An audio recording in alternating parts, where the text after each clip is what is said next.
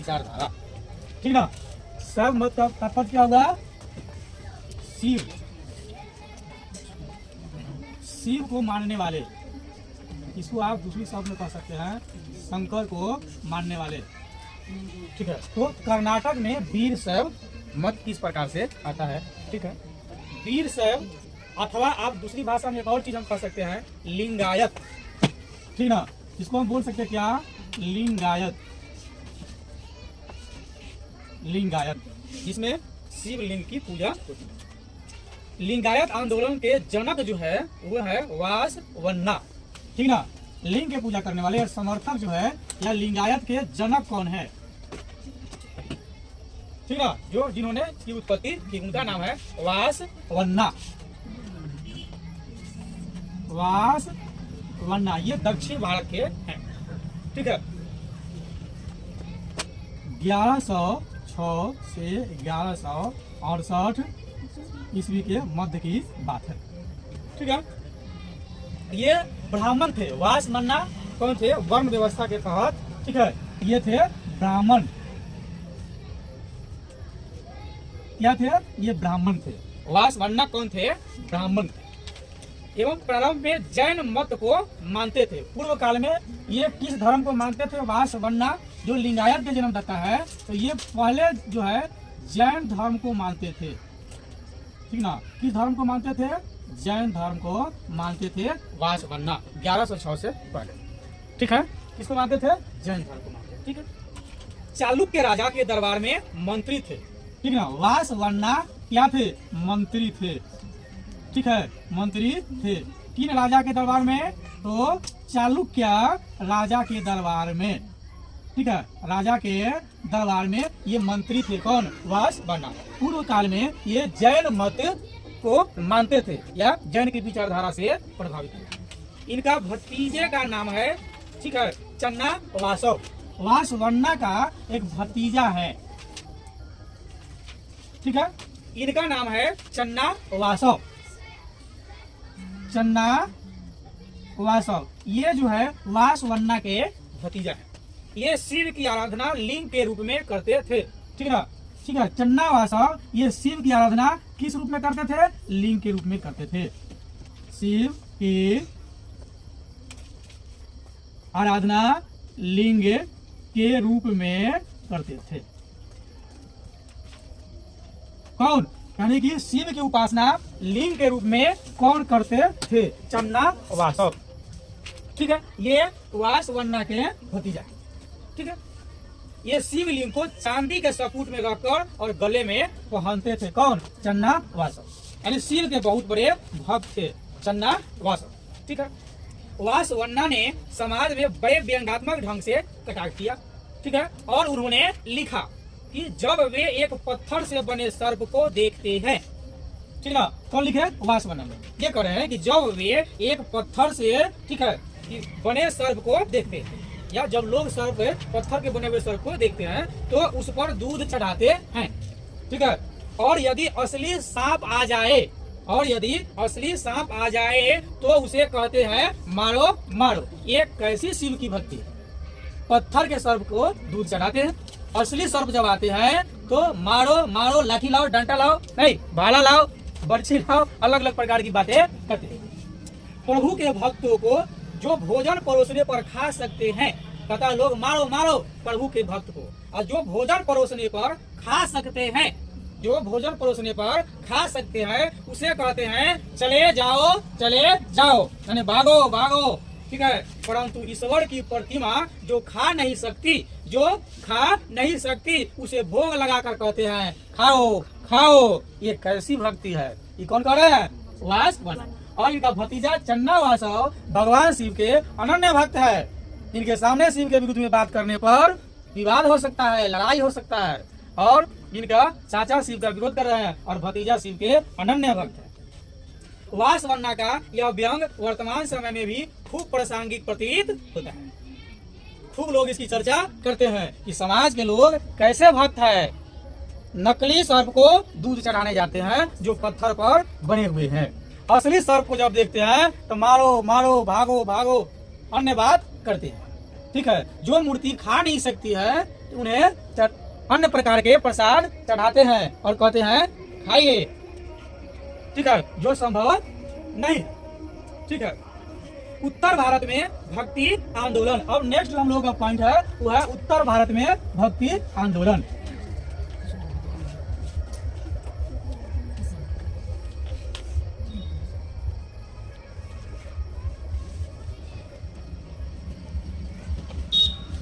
उत्तर भारत में भक्ति आंदोलन किस प्रकार आए।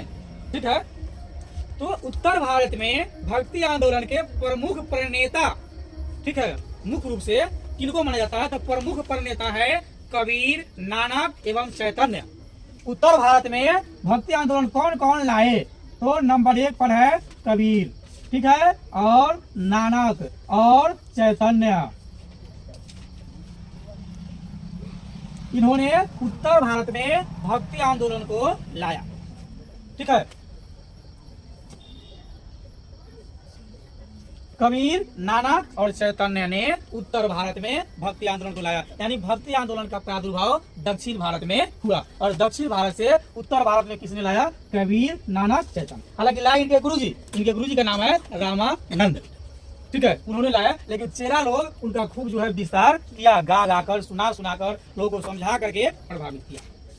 इनके अलावा भी क्षेत्रीय स्तर पर कई संतों का प्रादुर्भाव हुआ। ठीक है, जिन्होंने स्थानीय भाषा में उपदेश देकर एवं लेखन कर धर्ममय वातावरण की अलख जलाई उत्तर भारत में। ठीक है, इन सभी ने जाति पाति ऊंच नीच के बंधन को तोड़ने पर बल दिया। ठीक है, यानी मतलब ये हो रहा है कि पूर्व काल में शायद सभी जातियां धर्म को नहीं मानते थे या मानने नहीं दिया जाता था। ठीक है, कबीर साहब, नानक और चैतन्य ने कहा कि नहीं, सभी जातियां धर्म को मान सकती है, कोई ऊंच नीच नहीं है। आम जनता इनके समानता के सिद्धांत से प्रभावित हुई और इनके रंग में रंग गए। भक्ति परंपरा की 2 परंपराएं प्रचलित है। ठीक है, भक्ति जो परंपरा जब चली उत्तर भारत में, तो इसकी 2 परंपराएं हैं।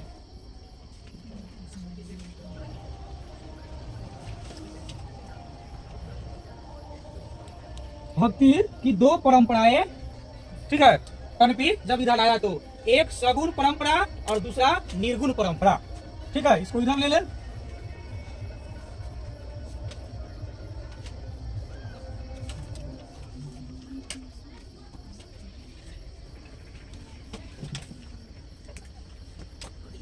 एक है सगुण परंपरा, ठीक है, और दूसरा हुआ निर्गुण परंपरा।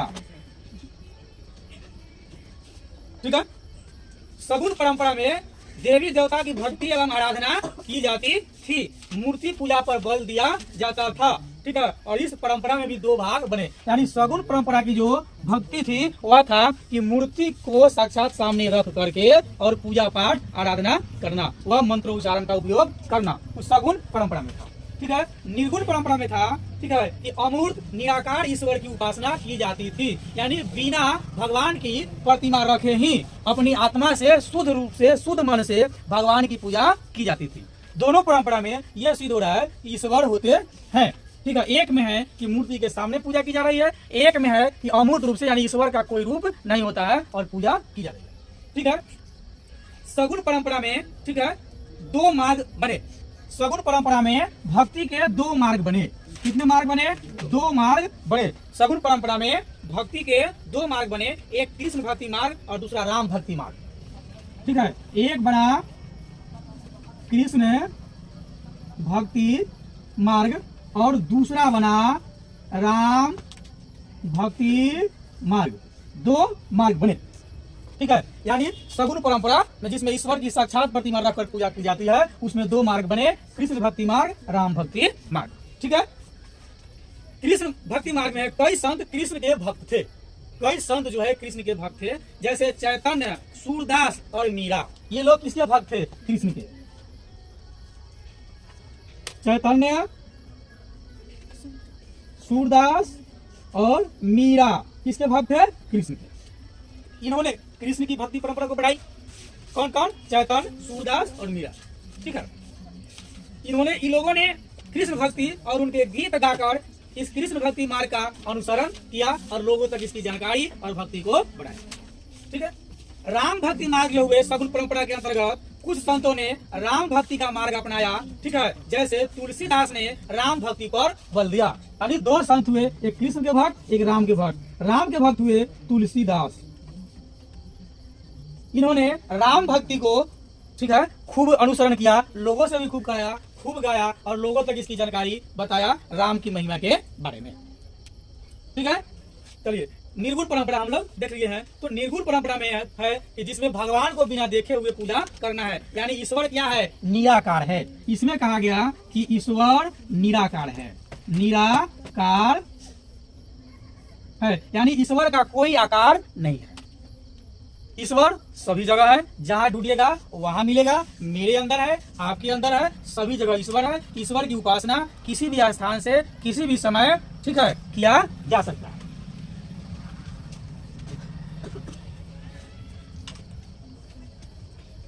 निराकार रूप में आपको हुए कबीर। कौन हुए, कबीर दास, यानी कबीर ने निर्गुण परंपरा को अपनाया, ठीक है। इनके भक्त कौन हुए, कबीर दास। कबीर दास हुए निर्गुण भक्ति धारा के, ठीक है। ये उत्तर भारत में इस प्रकार से भक्ति आंदोलन आई, ठीक है। हम लोगों ने देखा उत्तर भारत में कबीर, नानक और चैतन्य ने भक्ति आंदोलन को लाए। भक्ति परंपरा दो हुए, एक सगुण परंपरा यानी सगुण भक्ति परंपरा, दूसरा निर्गुण भक्ति परंपरा। सगुण भक्ति परंपरा में दो मार्ग बने, कृष्ण भक्ति मार्ग, राम भक्ति मार्ग। कृष्ण भक्ति मार्ग को चैतन्य महाप्रभु, सूरदास और मीरा ने अपनाया और इन्होंने खूब गुणगान किया और लोगों तक जानकारी पहुंचाई।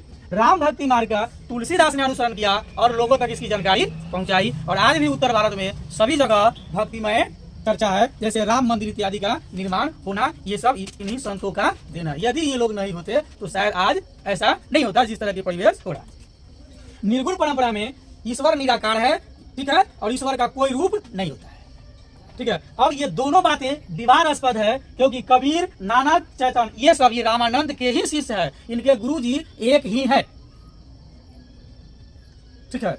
एक बहुत ही शोचनीय बात है, कबीर दास ने कभी कलम, कॉपी इत्यादि का उपयोग नहीं किया, ठीक है।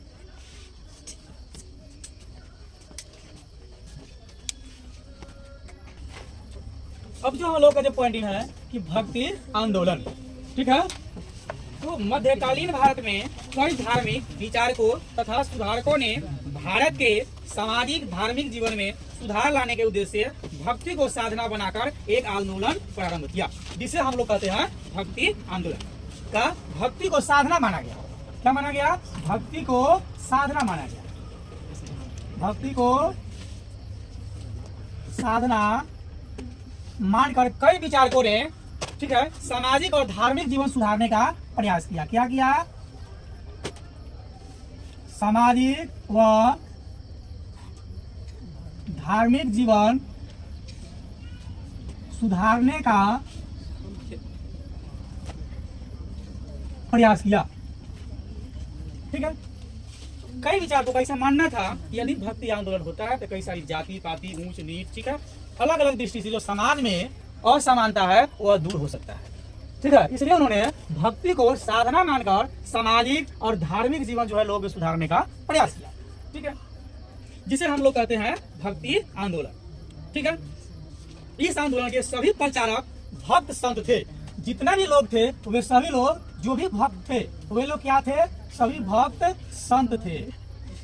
क्या थे, सभी भक्त संत थे और संत रूप में समाज को सुधारने का जितना हो सका उन लोगों ने प्रयास किया, ठीक है। यानी जिन जिन लोगों ने आंदोलन किया सभी लोग संत थे, ठीक है। सर्वप्रथम भक्ति आंदोलन का उद्भव द्रविड़ देश में हुआ था, ठीक है। भक्ति आंदोलन की शुरुआत कहाँ हुई, ठीक है, द्रविड़ देश में हुआ था, ठीक है। कहाँ हुआ था, द्रविड़ देश में हुआ था, यानी दक्षिण भारत में हुआ, ठीक है। भक्ति आंदोलन के प्राचीनतम प्रचारक दक्षिण भारत के प्रसिद्ध वैष्णव आचार्य रामानुज थे। मतलब भक्ति आंदोलन का सबसे पुराना प्रचारक, सबसे पुराना भक्ति आंदोलन का प्रचारक, पुराना भक्ति आंदोलन के प्रचारक कौन हुए, तो वो हुए रामानुज, आचार्य रामानुज, आचार्य रामानुज हुए। मतलब सबसे पुराने धर्म के प्रचारक कौन हुए? आचार्य रामानुज। उनका काल अवधि है 1017 से 1137 ईस्वी। 1017 से 1137 ईस्वी में इन्होंने भक्ति आंदोलन का प्रचार यानी भक्ति परंपरा का प्रचार किया।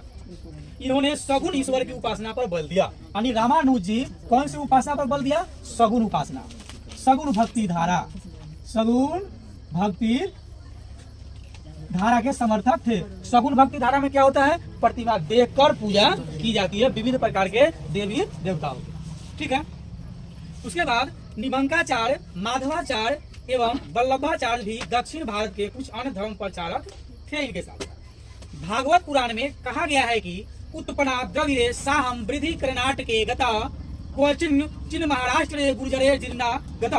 अर्थात भक्ति द्रविड़ देश में जन्मी, कर्नाटक में विकसित हुई तथा कुछ काल तक महाराष्ट्र में रहने के बाद गुजरात में पहुंचकर जीर्ण हो गई। भागवत पुराण के उस कथन का समर्थन संत समाज ने इस युक्ति द्वारा किया है जो निम्न प्रकार है। वे कहते हैं, संत समाज कहते हैं, भक्ति द्रविड़ उपजी उत्तर लाए रामानंद, भक्ति द्रविड़ उपजी उत्तर लाए रामानंद, प्रगट कियो कबीर ने 7 दीप 9 खंड। क्या कहा? भक्ति द्रविड़ उपजी, भक्ति द्रविड़ उपजी उत्तर लाए रामानंद, भक्ति द्रविड़ उपजी उत्तर लाए रामानंद, प्रगट कियो कबीर ने, यानी विस्तारित किया कबीरदास ने, और 7 दीप 9 खंड तक भक्ति को प्रकट कर दिया। कौन? कबीर साहब। ठीक है। वस्तुतः धार्मिक आंदोलन का उद्भव जो है 8वीं शताब्दी में शंकराचार्य द्वारा दक्षिण भारत में हो गया। ठीक है। अभी भी भारत में कई सारे शंकराचार्य हैं। तो धार्मिक आंदोलन का उद्भव कब हुआ? 8वीं शताब्दी में। ठीक है। धार्मिक आंदोलन का उद्भव 8वीं शताब्दी में ही हो गया। किनके द्वारा हो गया? तो शंकराचार्य द्वारा हो गया।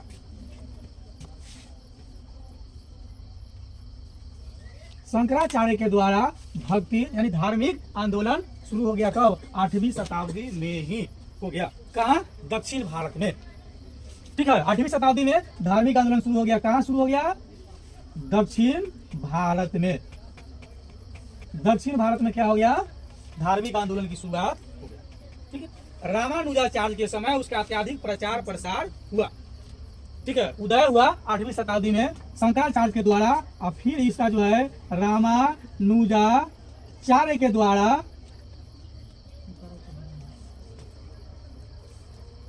प्रसार हुआ, मतलब दूर दूर तक जो है यह फैला।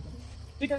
रामानंद जो है उत्तर भारत में भक्ति आंदोलन को प्रारंभ करने का प्रमुख जो है उन्होंने काम किया। या उत्तर भारत में भक्ति आंदोलन को प्रारंभ करने का श्रेय रामानंद को ही जाता है। यानी उत्तर भारत में भक्ति आंदोलन कौन लाए? तो रामानंद ही लाए उत्तर भारत में भक्ति आंदोलन। ठीक है। रामानंद का जन्म 1299 ईस्वी के लगभग प्रयाग के कान्यकुब्ज ब्राह्मण परिवार में हुआ था। ठीक है।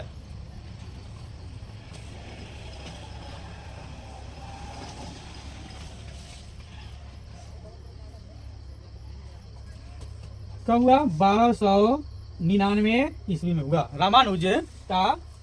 रामानंद का जन्म 1299 ईस्वी में हुआ। कहाँ? प्रयाग कान्यकुब्ज ब्राह्मण परिवार में। कान्यकुब्ज ब्राह्मण परिवार में हुआ। ठीक है। ये कान्यकुब्ज ब्राह्मण की एक जाति है। ठीक है। जैसे यादव में अहिर, ग्वाल, गैरिया, भेड़िया इत्यादि होता है, उस तरह से उनके द्वारा ब्राह्मण में भी कान्यकुब्ज होता है।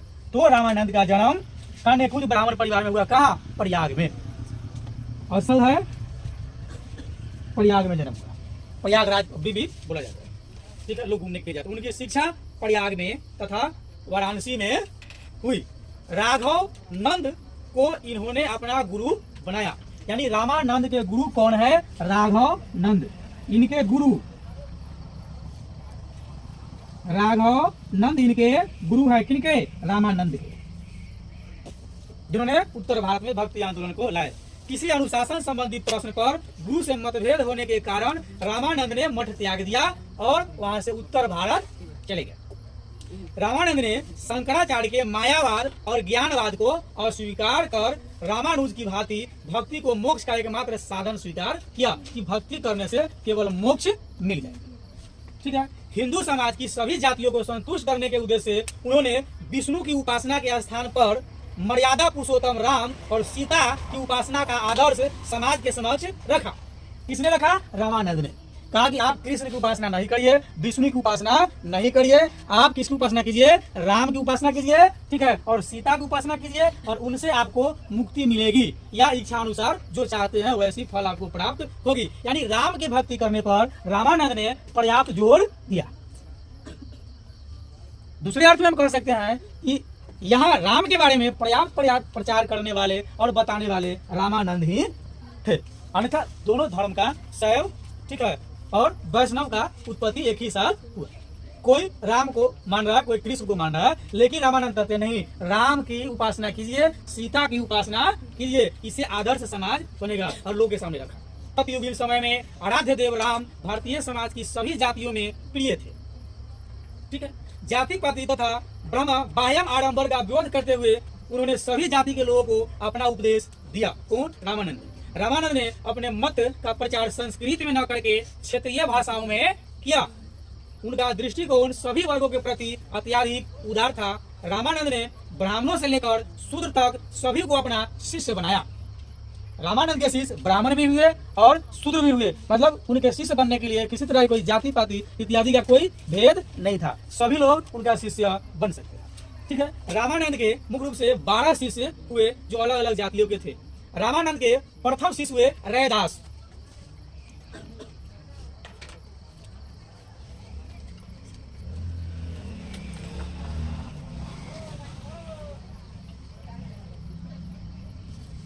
प्रथम शिष्य हुए रैदास। ये जाति का क्या है? चमार है। रामानंद के प्रथम शिष्य है रैदास और जाति का क्या है? चमार है। इनका दूसरा शिष्य है कबीर। ठीक है, ये जाति का क्या है? जुलाहा। ठीक है, तीसरा शिष्य है धन्ना। ठीक है, ये जाति का क्या है? जाट है, यानी किसान है, जाट किसान है। चौथा जो शिष्य है उनका नाम है सेना। ये जाति के नाई है। ठीक है, अभी की भाषा में अपने यहाँ इनको हजाम कहा जाता है। ठीक है, पांचवा जो शिष्य है उनका नाम है पीपा। ये जाति के राजपूत हैं, पीपा। ठीक है, छठा है भवानंद। ठीक है, इनकी जाति नहीं बताई गई है। सातवां है सुखानंद, आसानंद। ठीक है, लिख ही देते हैं।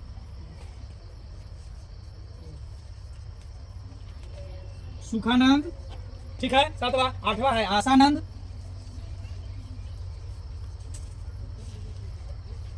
ठीक है, नौवां है सुरानंद। सुरानंद। ठीक है, 10वां है परमानंद। 10वां शिष्य हुआ इनका परमानंद। 11वां शिष्य इनका हुआ महानंद और 12वां शिष्य हुआ श्री आनंद। इस प्रकार से रामानंद के 12 शिष्य हुए। ये सभी लोग, ठीक है, अपने अपने अनुसार शिक्षा पाकर भक्ति मार्ग को आगे बढ़ाया या भक्ति परंपरा को आगे तक ले गए और भक्ति मार्ग को आसान, सरल और सुलभ बनाया। ठीक है, रामानंद ने सभी वर्ग के लोगों को शिष्य बनाकर जहां उदारता का परिचय दिया, वही कबीर को अपना शिष्य बनाकर हिंदू मुस्लिम समन्वयवाद का मार्ग भी प्रस्तुत किया। कबीर के बारे में ऐसा कहा जाता है कि कुछ लोग इन्हें हिंदू मानते थे और कुछ लोग इन्हें मुस्लिम मानते थे। तथा कथित बात है इनके बारे में कि जब इनकी मृत्यु हुई तो हिंदू का कहना था कि हम इन्हें दफनाएंगे, मुस्लिमों का नहीं, हिंदू का कहना था हम इन्हें चलाएंगे इनके शव को, और मुस्लिम का कहना था हम इन्हें दफनाएंगे। ठीक है, शरीर को चादर से ढकने के फलस्वरूप कुछ समय तक विवाद में रहने के बाद जब चादर हटाया गया तो वहाँ से कबीर साहब की लाश गायब थी और वहाँ एक फूल था जिसे आधा हिंदू ले गए अपने घर और आधा मुस्लिम ले गए। मतलब ये तथा कथित बात है, अभी तक इसका प्रमाण मेरे पास नहीं। ठीक है, तो कबीर साहब को अपना शिष्य बना करके, ठीक है, हिंदू मुस्लिम एकता का परिचय दिया रामानंद। यानी इनको हिंदू लोग हिंदू मान रहे हैं और मुस्लिम लोग मुस्लिम मान रहे हैं, ठीक है। इनकी आगे कहानी हम लोग देखेंगे, ठीक है। उनका मानना था कि गुरु को आकाशधर्मी होना चाहिए, जो पौधे को बढ़ने के लिए मुक्ता दे, न कि शिलाधर्मी, जो पौधे को अपने गुरुत्व से दबाकर उसका विकास ही रोक दे, ठीक है। यानी जिस बच्चे को पढ़ाया जा रहा है उस पर किसी तरह की दबाव नहीं होना चाहिए, उसे मुक्त रखिए, वह आसानी से किसी तरह के प्रश्न आपसे कर सकता है। इस प्रकार रामानुज मतावलंबी राघवानंद के उस महान शिष्य रामानंद ने भक्ति आंदोलन का उत्तर भारत में प्रसार कर कुछ ऐसे शिष्यों को जन्म दिया जिन्होंने भक्ति आंदोलन को एक नई दिशा दी, और उनके शिष्य में कबीर का स्थान अद्वितीय था, ठीक है। मतलब सबसे उत्तम शिष्य रामानंद के हुए कौन? कबीर दास। और ये हो गए निर्गुण भक्ति धारा के, सगुण भक्ति धारा के गुरु जी है, चेला हो गया निर्गुण भक्ति। कबीर साहब के बारे में बताया जाता है कि कबीर का जन्म 1425 ईस्वी में एक विधवा ब्राह्मणी के गर्भ से हुआ था, ठीक है। कबीर साहब का जन्म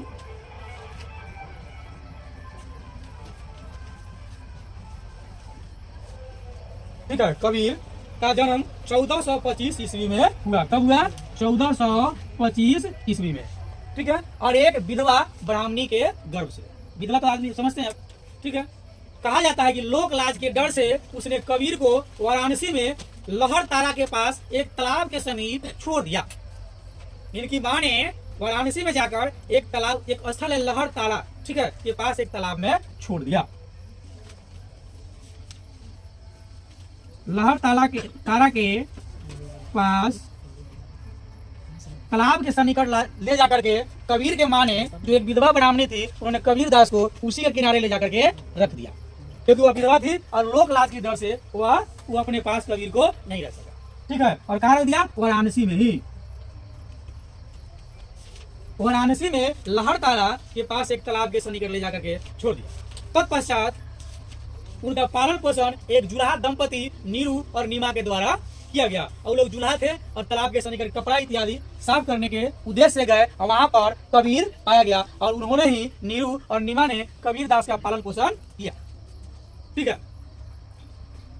उन्होंने बालक का नाम कबीर रखा, नीरू और नीमा ने उस बालक का नाम कबीर रखा, ठीक है। और कबीर जो है अरबी भाषा है, ठीक है। और कबीर क्या है? अरबी भाषा का शब्द है। कबीर का अर्थ होता है महान। कबीर क्या है? अरबी भाषा है। कबीर अरबी भाषा है, ठीक है। और इसका अर्थ होता है महान। कबीर का अर्थ क्या होता है? महान। यानी कि नीरू और नीमा ने इस बच्चे का नाम रखा महान, ठीक है। और तथाकथित कहावत के अनुसार ऐसा ही हुआ। हिंदू मुस्लिम एकता पर अत्याधिक बल देकर समाज में क्रांतिकारी विचार प्रतिपादन कबीर दास ने किया, अतः उन्हें क्रांतिकारी कबीर भी कहा जाता है। उन्होंने गुरु को गोविंद से अधिक महत्व दिया। कबीर दास ने कहा कि गुरु गोविंद यानी भगवान से भी ऊपर होते हैं, ऐसा कबीर साहब ने माना। कबीर ने हिंदू तथा मुसलमान दोनों के बीच का भेदभाव समाप्त करने के लिए दोनों ही धर्म की कुरीतियों यानी बुराइयों को और बाह्य आडंबरों का जमकर विरोध किया।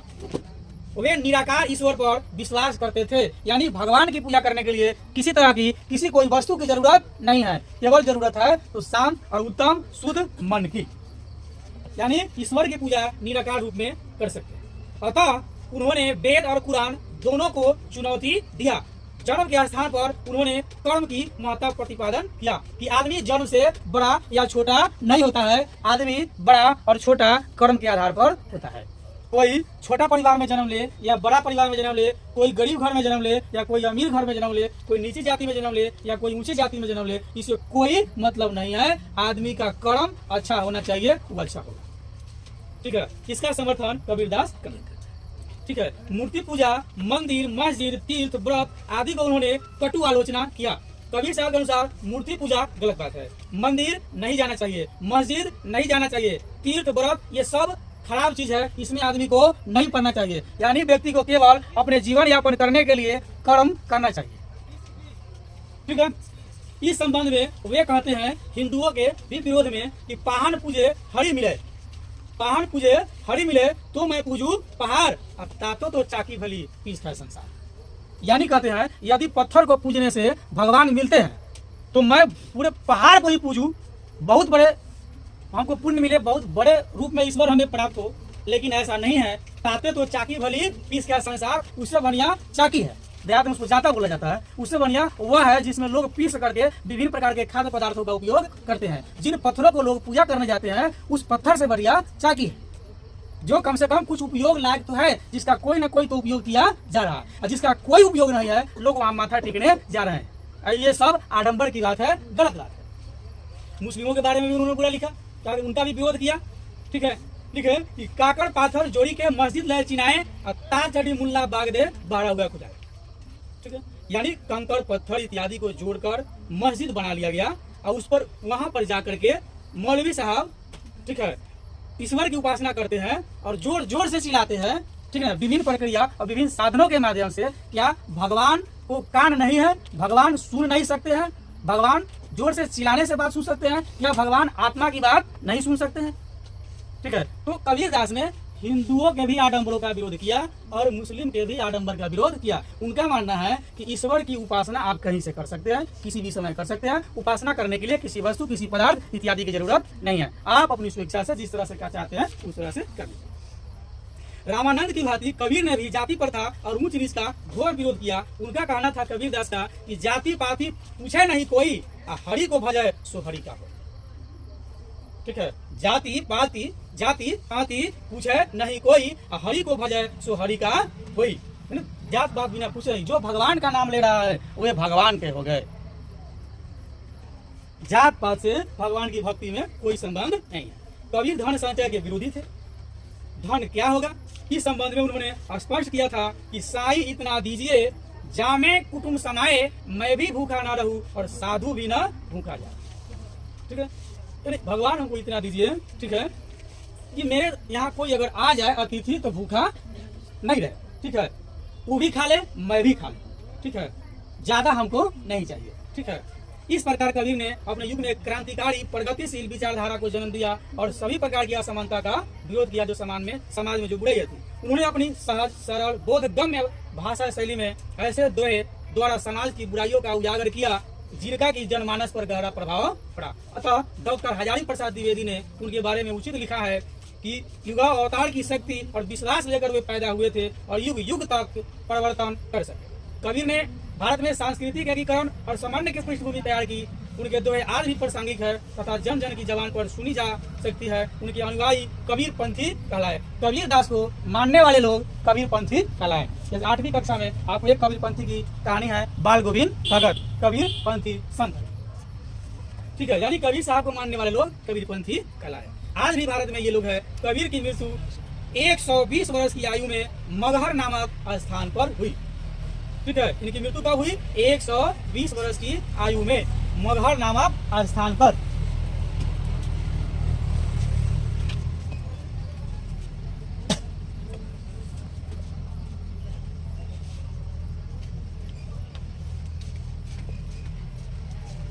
एक 120 वर्ष की आयु में